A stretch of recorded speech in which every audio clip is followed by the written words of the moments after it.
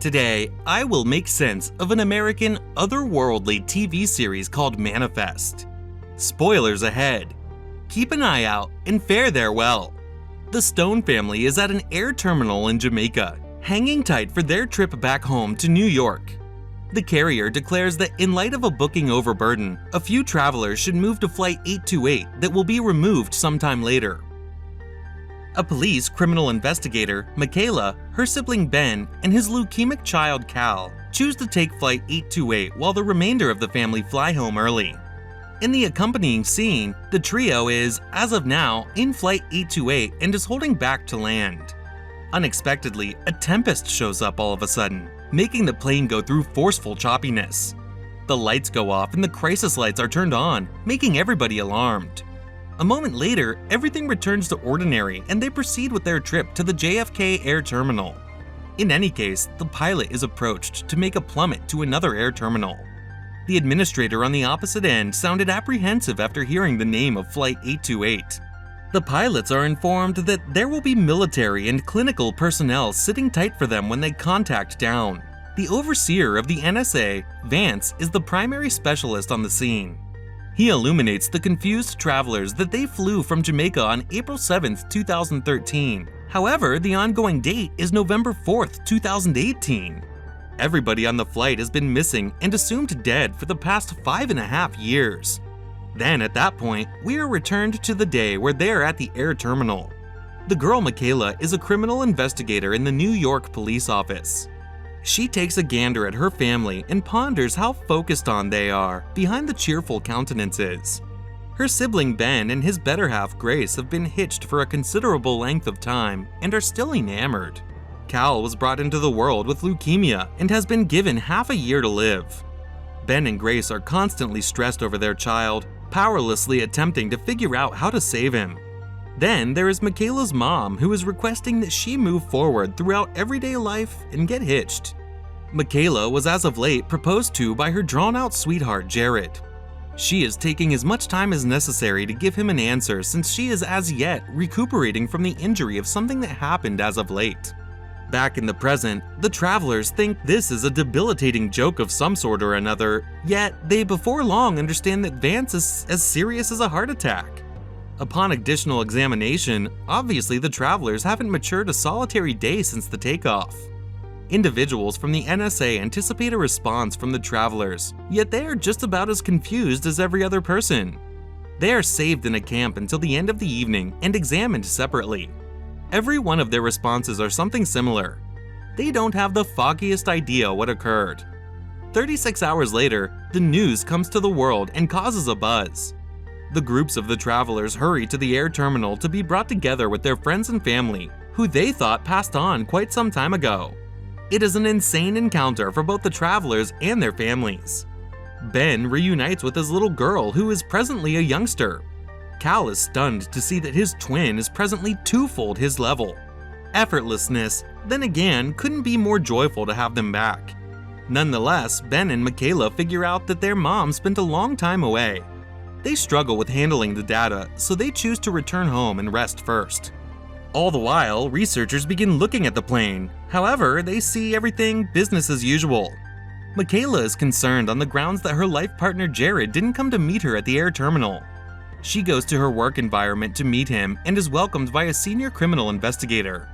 He invites her back to the gig despite the fact that she has been MIA for quite some time. Other than the arrival of Flight 828, the report around two young ladies being snatched from their patio has likewise made the TV.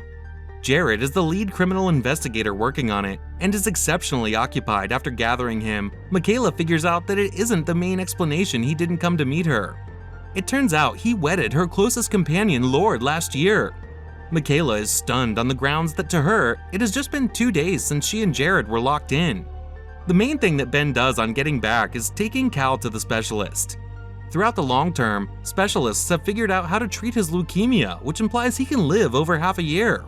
The couple can practically not trust the news. In the interim, Michaela is getting back on a transport when she hears a voice requesting that the driver be delayed. The voice's areas of strength are the point that she shouts at the driver and recovers a youngster's life just before the transport is going to hit him. Then we are acquainted with a clinical scientist named Savi. She was likewise on Flight 828 and is getting back to her working environment following 5 years. The examination she submitted just before her vanishing has been practically speaking for the past 2 years and has relieved disease. Her colleagues set up an impromptu get-together, inviting her back.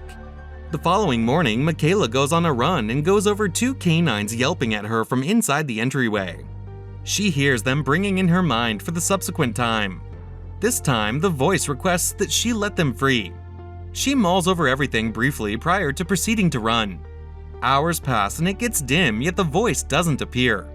At 12 p.m., Michaela goes to pot once more and is joined by Ben sometime later. It turns out he has heard similar calling as she did. They tear open the entryway and let the canines free, yet choose not to enlighten anybody concerning the reasons for living. The whole world's eyes have arrived, so in the event that they offer something bizarre, individuals should perform probes on them. The next day, the police track down the security film of the occurrence. Jared keeps it on a low to keep Michaela in the clear. He asks her for what good reason she let the canines free, yet even she doesn't have a response to that. They track down the canines and go to the proprietors to apologize. Meanwhile, Ben attempts to retouch his relationship with Olive, going to her football matchups and finding her love. They choose to go slowly in light of the fact that after Cal and Ben's vanishing, Olive needed to go to treatment for a long time. When Michaela draws nearer to the canines, she again hears the voice requesting that she set them free. Jared converses with the canine's proprietor, making sense of the circumstances for him. However, Michaela can't concentrate. She unexpectedly tears make way for a room out of an unadulterated impulse. Inside are the 2 young ladies who were seized a couple of days prior. The voice has been requesting that she set the young ladies free, not the canines. Jared is stunned, however he lacks opportunity and energy to grasp what happened in light of the fact that he needs to capture the criminal. The police force accepts Michaela as prepared to proceed with her occupation since she had the option to settle the case in the wake of returning. They permitted her to come to work, however put her on work area obligation for a couple of days. Elsewhere, Ben and the family are playing a prepackaged game together. Effortlessness gets a text from her sweetheart saying that he misses her. She was involved with a man before Ben's return, however doesn't have the guts to tell him yet.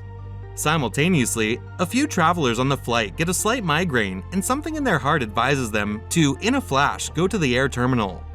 At the point when they show up, they are stunned to see one another, realizing that every one of them had the desire. Out of nowhere, the plane detonates into pieces without anything setting it off. At the point when the NSA figures out that the 20 travelers were available at the scene, they are acquired for cross-examination. Every one of them offer a similar response, that they just wanted to come to the air terminal. They are given up following 10 hours of cross-examination, yet the authorities watch out for them to ensure they are not concealing something. At breakfast the following morning, Jared hears a particular time playing in his mind. No other person hears it, which makes him question his mental soundness. Following the significant morning, he and Grace bring Cal for chemo where they meet Savi. Remain tuned in for the second piece of this video directly in this channel. Do like and subscribe.